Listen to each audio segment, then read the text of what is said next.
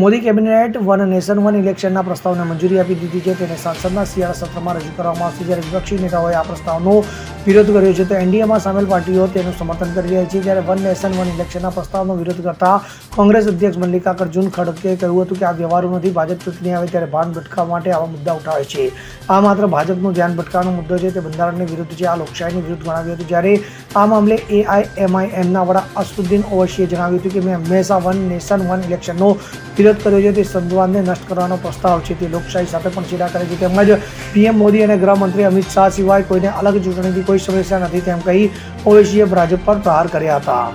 Bureau report CN24 news. હવે જુઓ દેશ દુનિયાની તમામ ખબરો તમારી આંગળીના ટેરવે. ઉઠાવો મોબાઈલ અને Google Play Store પરથી ડાઉનલોડ કરો અમારી CN24 ન્યૂઝ મોબાઈલ એપ.